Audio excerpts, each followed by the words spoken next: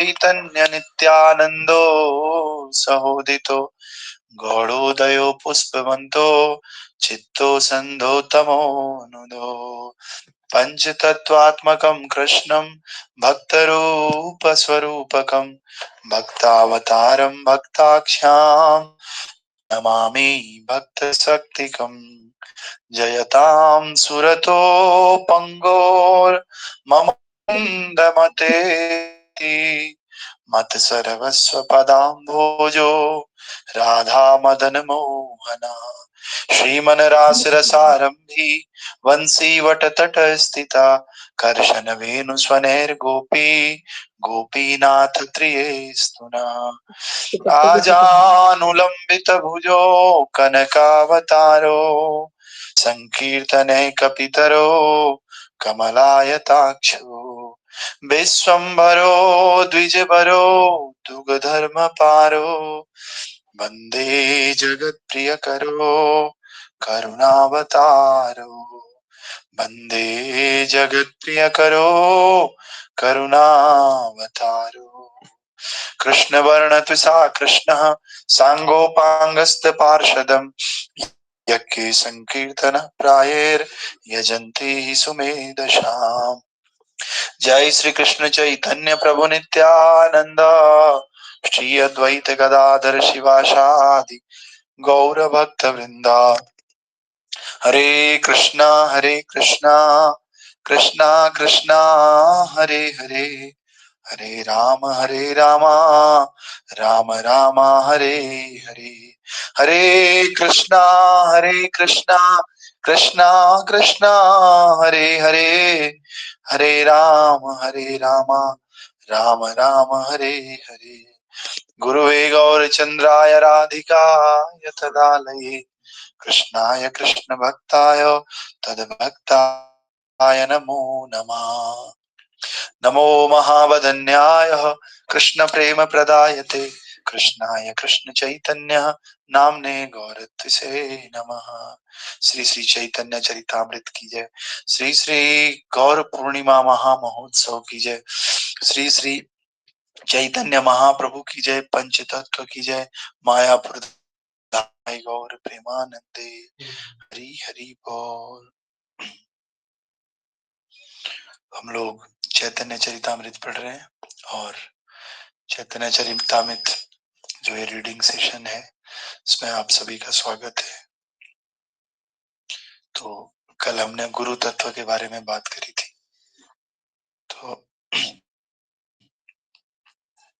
गुरु तत्व में हमने बताया था वैसे तो जो गुरु होते हैं भगवान के अंश होते हैं, लेकिन हर व्यक्ति को गुरु के अंदर भगवान को ही देखना चाहिए। जिस प्रकार से हम भगवान को सम्मान करते प्रकार से गुरु को सम्मान।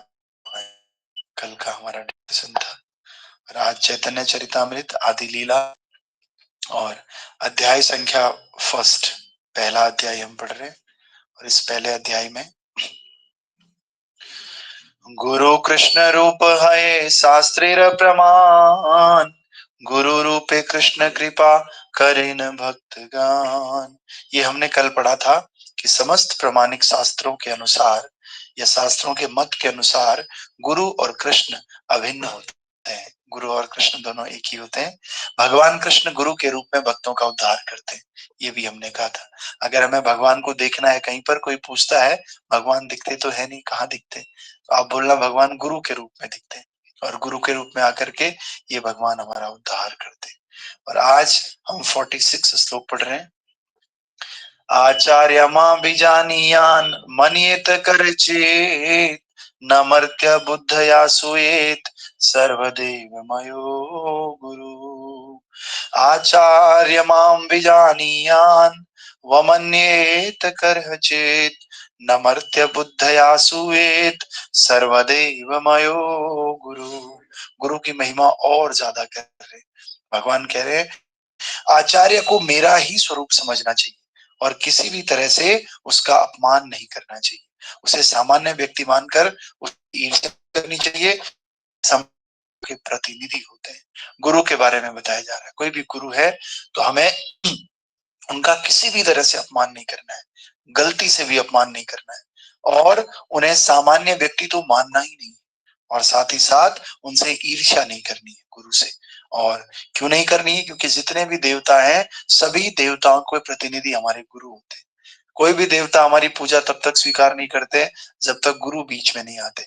गुरु माध्यम होते हैं भगवान और हमारे बीच में सेवा के आदान प्रदान का, या देवताओं और हमारे बीच में सेवा के आदान प्रदान का। तो हम जीव है, हमारा एक ही लक्ष्य है, भगवान की सेवा करना, और हमारा स्वरूप भी एक सेवक का है। तो इस प्रकार से सेवा तभी हमारी स्वीकार की जाती है जब गुरु इस सेवा को एक ओपेक की तरह काम करते हैं, ट्रांसपेरेंट मीडियम की तरह काम करते हैं। तो ऐसे गुरु के बारे में श्लोक है। रीड पहला stanza, you can read first stanza. Hare Krishna Prabhuji. Purport. This is a verse from Srimad Bhagavatam 11.1727 spoken by Lord Krishna when he was questioned by Uddhava regarding the four social and spiritual orders of society. The Lord was specifically instructing how a brahmachari should behave under the care of a spiritual master. A spiritual master is not an enjoyer of facilities offered by his disciples. He is like a parent. Without the attentive service of his parents, a child cannot grow to manhood. Similarly, without the care of the spiritual master, one cannot rise to the plane of transcendental service. Okay, तो जो ये श्लोक है भागवतम से लिया गया है, ये वाला श्लोक, और इसे भगवान कृष्ण ने उद्धव द्वारा चारों वर्णाश्रमों के विषय में पूछे गए प्रश्न के में कहा था। तो उद्धव और भगवान का जब संवाद हो रहा है, तो उद्धव भगवान से पूछ रहे हैं वर्णाश्रम धर्म क्या है, और इसके उत्तर में भगवान जवाब दे रहे हैं कि आचार्य जो है कितना इंपॉर्टेंट है।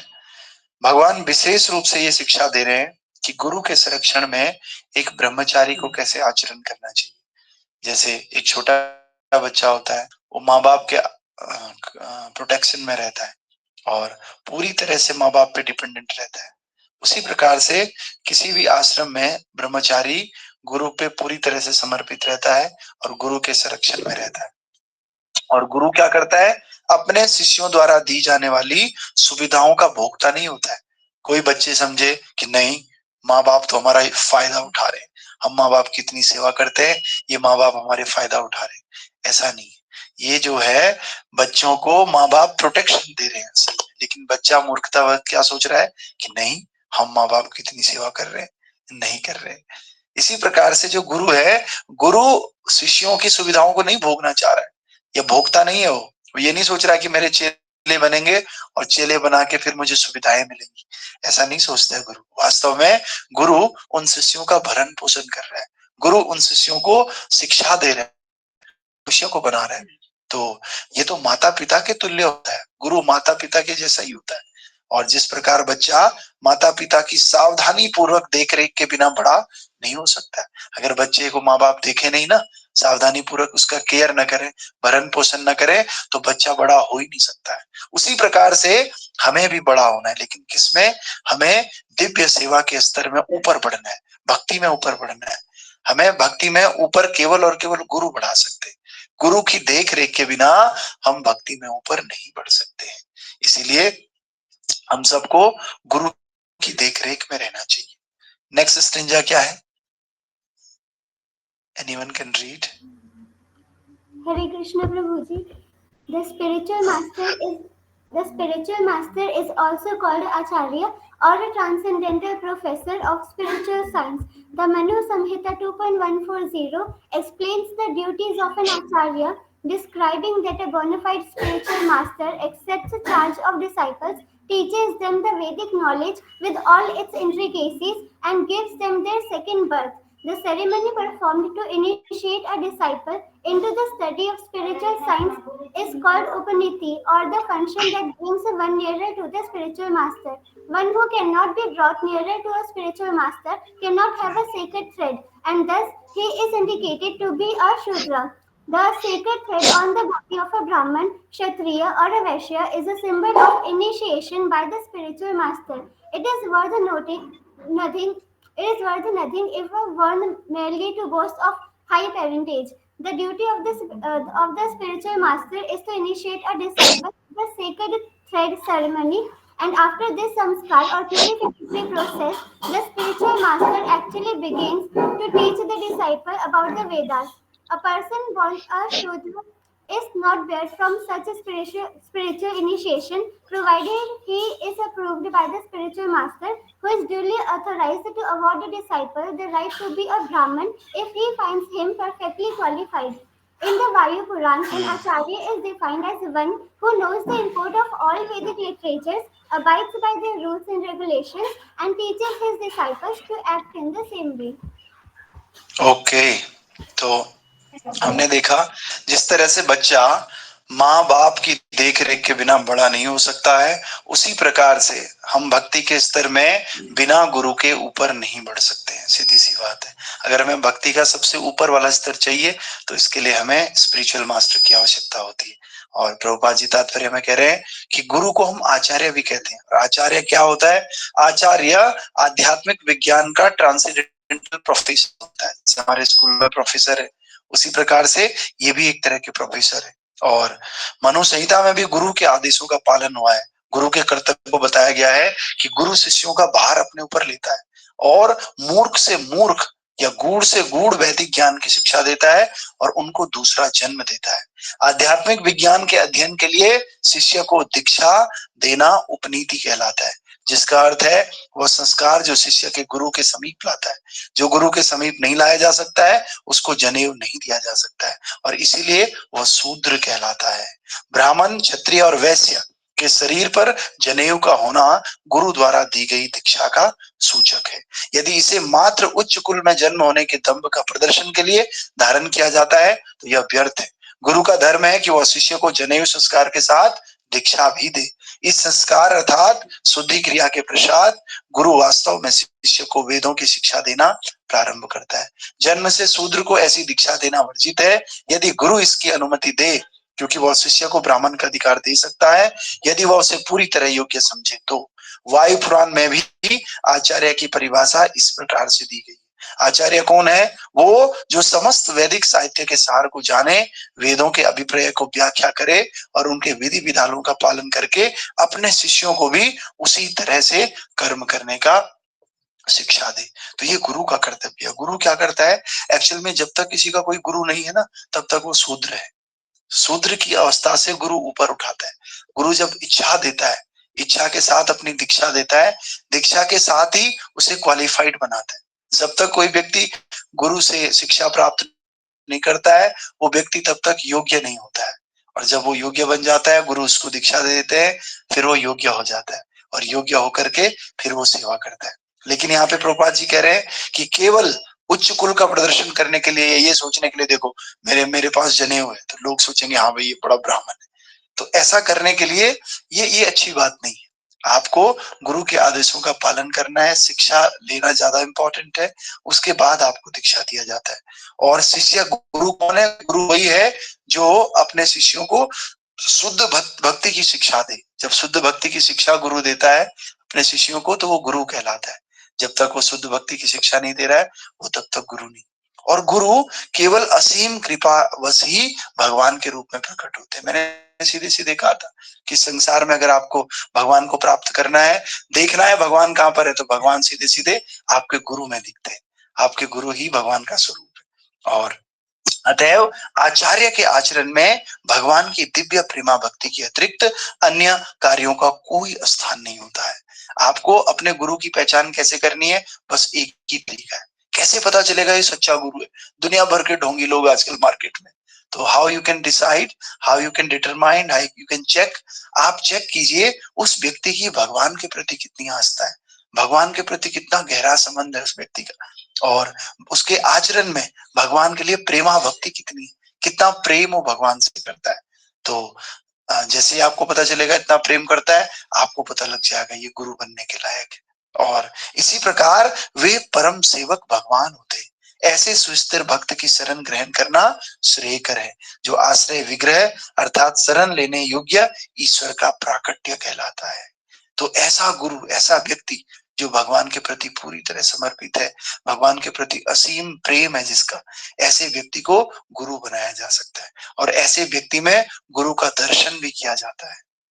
तो इस प्रकार से और कोई अपने आप को आचार्य के रूप में अगर प्रस्तुत करता भी है, किंतु उसमें भगवान की सेवा के लिए कोई भाव नहीं होता है।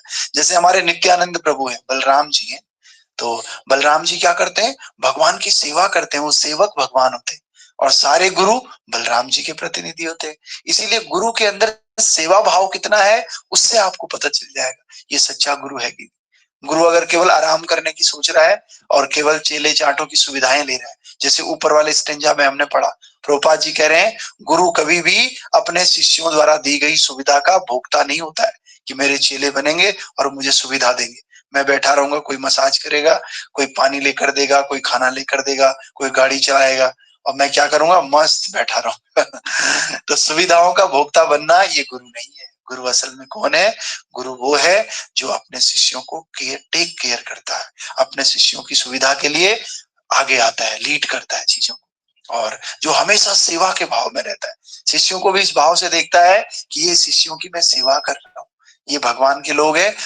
और भगवान ने मुझे दिए हैं शिष्य के रूप में, और इन शिष्यों की मुझे सेवा करना है। शिष्य की सेवा क्या कर सकता है गुरु, शिष्य को क्लास में बुला सकता है फोन करके। शिष्य की सेवा कैसे की जा सकती है, शिष्य को बोल सकता है कि आप क्या करो, जीवन व्यर्थ मत गवाओ, आप भगवान की सेवा करो, आप भगवान के साथ जुड़ जाओ, ये मनुष्य जीवन टेम्पररी है, इसे परमानेंट मत समझो, और जो परमानेंट चीज है उसकी तरफ आगे बढ़ो, ये कर्तव्य गुरु का है।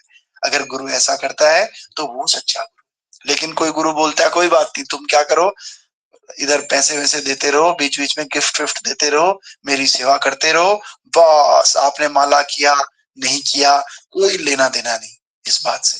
तो गुरु का असली कर्तव्य यही है, वो आपके स्पिरिचुअल एडवांसमेंट के लिए कितना पेन लेता है, आपके स्पिरिचुअल एडवांसमेंट के लिए कितना सेवा भाव उसके अंदर है, वो आपका गुरु है। वो आपका टेक केयर करता है, और टेक केयर क्या करना है इस संसार में, हम सब संसार में भटक रहे हैं और इस भटकने से बचाना है, ये टेक केयर। जैसे किसी का बच्चा है, छोटा बच्चा है, वो छोटा बच्चा बार बार आग की तरफ जा रहा है, तो पेरेंट्स का क्या कहना है, पेरेंट्स क्या करेंगे, उस बच्चे को आग से बचाएंगे। अगर आग से बचा रहे हैं तो इसका मतलब वो सच्चे पेरेंट है। अगर वो आग से न बचा के बोल रहे चलो जाने दो, खेलने दो, तो इसका मतलब वो जला रहे हैं। बच्चे को तो नहीं पता ना आग में हाथ डाल के चलेगा। लेकिन इसी प्रकार से हम लोग भी इस भव संसार में बंधे हुए, हम लोग भटक रहे हैं इधर उधर। सच्चा गुरु वो है जो बोले ये सब नश्वर है जो तुम काम कर रहे हो, तुम भगवान का नाम लो, भगवान का नाम लेने से तुम्हारा बेड़ा पार हो जाएगा। तो प्रभु के नाम बिन जीना क्या, भगवत कथा बिन रहना क्या। वो जो बार बार शिष्य को समझाए कि भगवान की सेवा, भगवान की कथा और भगवान का नाम, इसके बिना जीवन बेकार है, और इसमें लग जाओ पूरी तरह से, शिद्दत के साथ भक्त को लगाए कि लगो, आप भक्ति में लगो, वो गुरु का कर्तव्य है। तो इसी प्रकार से आचार्य के बारे में बता रहे हैं, आचार्य एक योग्य व्यक्ति होता है जो खुद भी भगवान की सेवा में लगा रहता है और अपने शिष्यों को भी भगवान की सेवा के लिए प्रेरित करता है। वो व्यक्ति क्या है, गुरु कहलाने लायक है। और इसी प्रकार से कह रहे हैं कि यदि कोई अपने आप को आचार्य के रूप में प्रस्तुत करता है तो उसमें भगवान के लिए सेवा का भाव नहीं होता, तो उसे अपराधी समझना चाहिए। कोई अपने आप को गुरु बोल दे लेकिन शिष्यों की एडवांसमेंट की बात आए तो वो नहीं कर रहा है, कोई हेल्प नहीं कर रहा है शिष्यों को, कोई प्रीचिंग नहीं कर रहा है, किसी को मैसेज नहीं दे रहा है और कह रहा है मैं गुरु हूं, तो वो गुरु नहीं, क्या है, अपराधी है। प्रभुपाद जी शब्द यूज कर रहे हैं, वो अपराध कर रहा है। इसीलिए जो आप नहीं हो वो नहीं बोलना चाहिए, किसी भी ऐसे वैसे व्यक्ति को नहीं बोलना चाहिए मैं गुरु, जब तक गुरु की क्वालिटीज नहीं। तो इसी प्रकार से उसकी यह अपराधी प्रवृत्ति उसे आचार्य बनने के लिए अयोग्य बनाती है। जो खुद ही कह रहा है मैं आचार्य हूं और खुद ही शिष्यों की सेवा नहीं कर रहा है, भगवान की सेवा नहीं कर रहा है, वो अयोग्य व्यक्ति है, अनक्वालिफाइड है। और प्रामाणिक गुरु सदैव पूर्ण पुरुषोत्तम भगवान की अनन्य भक्ति में रत रहता है। इसी के बल पर वो भगवान का प्रत्यक्ष प्राकट्य तथा नित्यानंद प्रभु के प्रामाणिक प्रतिनिधि के रूप में जाना जाता है।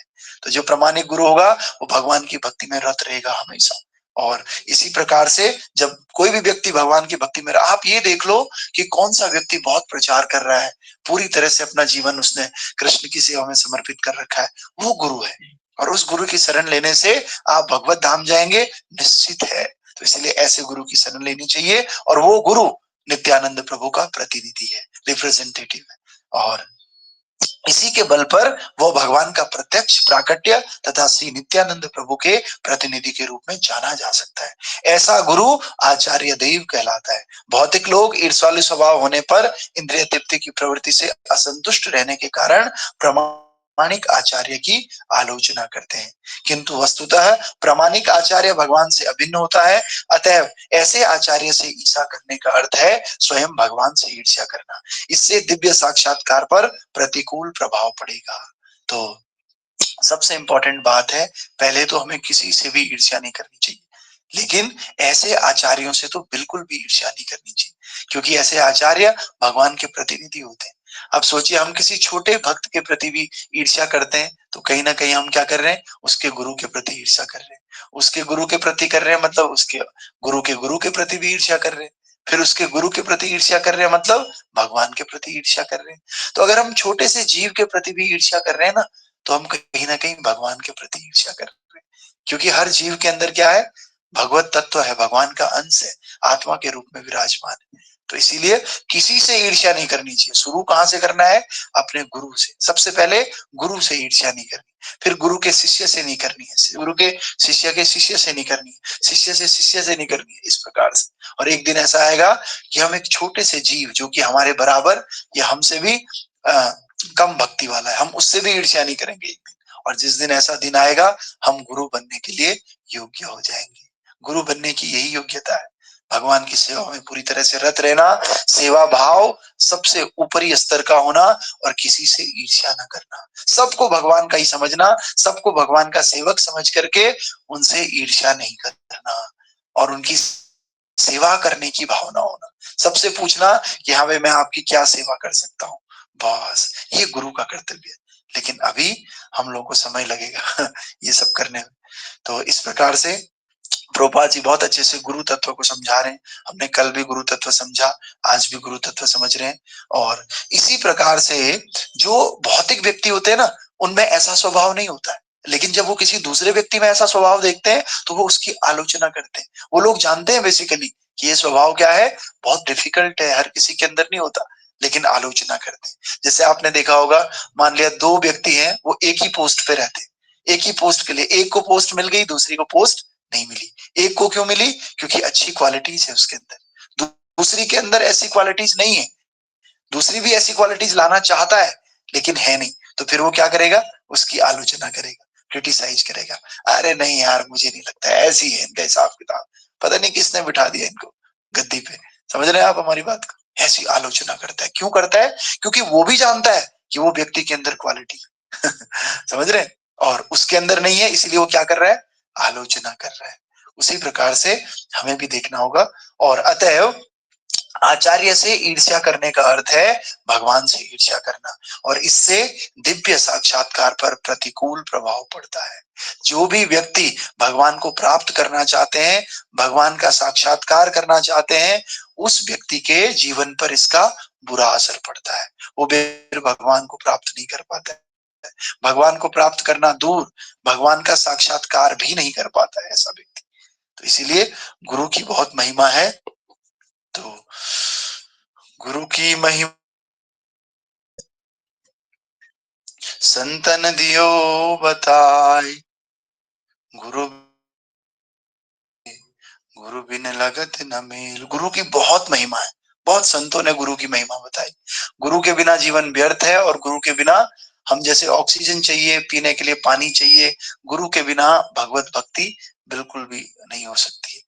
तो इसमें और चीजें हैं, कल हम बताएंगे। एक लास्ट स्टेंजा पढ़ लो, फिर हम कल बताएंगे इसके बाद।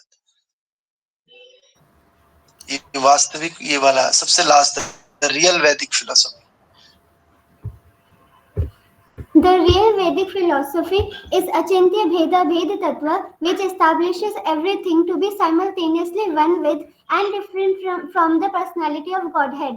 Srila Raghunath Das Goswami confirms that this is the real position of a bona fide spiritual master, and says that one should always think of the spiritual master in terms of his intimate relationship with Mukunda Sri Krishna. Srila Jiva Goswami in his Bhakti Sandarbh 213 has clearly explained that a pure devotee's observation of the spiritual master and Lord Shiva as being one with the personality of Godhead exists in terms of their being very dear to the Lord, not identical with him in all respects. Following in the footsteps of Srila Raghunath Das Goswami and Srila Jiva Goswami, later acharyas like Srila Vishwanatha Chakravarti Thakur have confirmed the same truth. In his prayers to the spiritual master, Srila Vishwanatha Chakravarti Thakur confirms that all the revealed scriptures accept the spiritual master to be identical with the personality of Godhead because he is a very dear and confidential servant of the Lord. Gaudiya Vaishnavas therefore worship Srila Gurudev, the spiritual master, in the light of his being the servitor of the personality of Godhead. In all the ancient literatures of devotional service and in the more recent songs of Srila Narottam Das Thakur, Srila Bhakti Vinod Thakur, and other unalloyed Vaishnavas, the spiritual master is always considered either one of the confidential associates of Srimati Radharani or a manifested representation of Srila Nityananda Prabhu. Okay, तो इसको हम कल देखेंगे। फिलहाल गुरु की महिमा में बस इतना ही कहना है। गुरु बिन ज्ञान न होत है, गुरु बिन मिले न सम्मान, गुरु बिन मार्ग न दिखत है, गुरु बिन बड़े न शान। गुरु के बिना कुछ नहीं होता, ना तो ज्ञान होता है, न कोई सम्मान होता है। गुरु के बिना कोई हमें मार्ग भी नहीं दिखता है और गुरु के बिना हमारी कोई शान भी नहीं है। गुरु ज्ञान की बेल है, बाकी कटीली बेल, ये ऊपर ले जाएगी, बाकी सब हो जाएगी फेल। बस गुरु क्या है? ज्ञान की बेल है और ज्ञान की बेल के द्वारा हम ऊपर जा सकते हैं। बाकी सब संसार में जो हमें अच्छा लग रहा है ये कटीली बेल है और ये हमको ऊपर लेकर जाएगी, बाकी सब हो जाएगी फेल। गुरु की नित वंदन करो, हर दिन है गुरुवार, गुरु ही देता शिष्य को अच्छे आचार विचार। हर दिन गुरु की वंदना करनी चाहिए, गुरु के ध्यान से अपना दिन की शुरुआत करनी चाहिए। हर दिन गुरु जी का ही वार है और गुरु अपने शिष्य को अच्छे विचार देता है। गुरु से बड़ा न कोई, उनके न कोई समान, भगवान ने भी ली है शिक्षा, गुरु वशिष्ठ से ज्ञान। भगवान ने भी गुरु से ज्ञान लिया। आप चाहे राम जी को देख लो, कृष्ण जी को देख लो, चैतन्य महाप्रभु को देख लो, सबने यहाँ आकर गुरु को धारण किया। वो तो भगवान है, उनको गुरु करने की क्या आवश्यकता है, लेकिन उन सब ने गुरु का आश्रय लिया क्योंकि भगवान शिक्षा देना चाहते हैं। गुरु के बिना कुछ नहीं होता। गुरु के स्पर्श से लोहा भी पारस बने, गुरु ज्ञान की खान है, बाकी सब धूल समान। गुरु का अगर चाहे तो उनके स्पर्श से लोहा भी पारस बनी बन सकता है और गुरु ज्ञान की खान है, बाकी सब धूल के समान है। गुरु ग्रंथों का सार है, गुरु है प्रभु का नाम, गुरु ज्ञान की ज्योति है, गुरु है चारों धाम। अरे गुरु ही ज्ञान का सार है। सारे ग्रंथों का सार क्या है? यस्य प्रसादात् भगवत प्रसादो, यस्य प्रसादान्न गतितोऽपि, ध्यानस्तु वंश तस्य त्रिशत्य संध्यम, वंदे गुरो श्री चरणारविंदम। प्रभुपाद जी ने हमें सारे ग्रंथों का सार दे दिया। क्या? वंदे गुरो श्री चरणारविंदम। बस गुरु के चरण कमल ही सारे ग्रंथों का सार है और तीनों संध्याओं में हम गुरु के चरण कमल को धारण कर सकते हैं। और गुरु की ज्योति है और गुरु ही चारों धाम के समान है। बिना गुरु के हम भगवान का नाम भी नहीं ले सकते। गुरु नहीं तो सिखाया भगवान का नाम, और गुरु की कृपा से ही हमें चारों धाम पता चलते हैं। गुरु अंधकार से खींच कर मन में भरे प्रकाश, ज्ञान का पानी पिलाकर शिष्य की बुझाए प्यास। गुरु की कृपा जिस पर हो जाते पूर्ण काम, गुरु के सेवा करते ही हो जाता ब्रह्म ज्ञान। तो हम जो अभी चैतन्य महाप्रभु कह रहे हैं कि गुरु की सेवा करनी चाहिए और ये सेवा करने से ज्ञान अपने आप हृदय में आ जाता है। गुरु से सुन के कम आता है, सेवा करके ज्यादा आता है।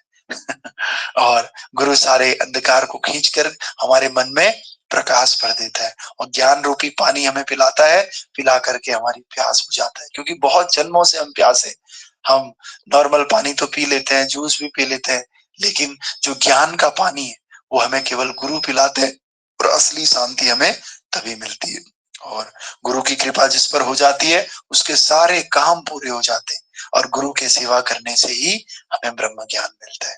इसीलिए ऐसे गुरु को हम नमस्कार करते हैं। वंदे गुरो श्री चरणारविंदम तस्मै श्री गुरुवे नमः। जय गुरुदेवा गुरुदेवा गुरुदेवा, जय गुरुदेवा, जय प्रभुपदा प्रभुपदा प्रभुपदा, जय प्रभुपदा, जय जय प्रभुपाद प्रभुपाद प्रभुपाद प्रभुपाद, जय जय गुरुदेव गुरुदेव गुरुदेव गुरुदेव। नमस्ते नरसिंहाय प्रहलाद लाददायिने हिरण्याकशी पूर्वक्षः शीलतंथा नखालाये। तो नरसिंहा परतो नरसिंहा यतो यतो यामि ततो नरसिंहा महि नरसिंहा हृदये नरसिंहा नरसिंहमादिं शरणं प्रपदे तव कर कमल वरे नाथा मद्भुत सिंहा ललिता हिरण्याकशिपु तनुभृंगा केशवधृता नरहरि रूपा जय जगदीश हरे जय जगदीश हरे स्वामी जय जगदीश हरे। जय नरसिंह देव नरसिंह देव नरसिंह देव जय नरसिंह देव। प्रहलाद महाराज प्रभुपदा जय गुरुदेवा नित्य गौर हरि बोल हरि बोल हरि बोल हरि बोल। जय गौरानिताय गौरानिताय गौरानिताय श्री श्री गौरानिताय। जय पंचतत्व पंचतत्व पंचतत्व जय पंचतत्व निताय गौर हरि बोल हरि बोल हरि बोल हरि बोल। श्री श्री नरसिंह देव भगवान की जय। भक्त शिरोमणि प्रहलाद महाराज की जय। जगत गुरु शिला प्रभुपाद की जय। श्री गुरु महाराज की जय। श्री श्री चैतन्य चरितामृत की जय। गौर पूर्णिमा महामहोत्सव की जय। कृष्णदास कविराज गोस्वामी की जय। निताई गौर प्रेमानंदे हरि हरि बोल। सब भक्तों का स्वागत और धन्यवाद। ये सुबह की क्लास चल रही है सौर्य प्रभु? जी प्रभु जी चल रही है। सुबह हो रहा है? ओके जी ठीक है। तो एक दो दिन अभी मंडे से मैं आ जाऊंगा, तब तक आप लोग करिए सुबह के समय। माता जी कुछ कह रही, मीनू माता जी। हरे कृष्णा।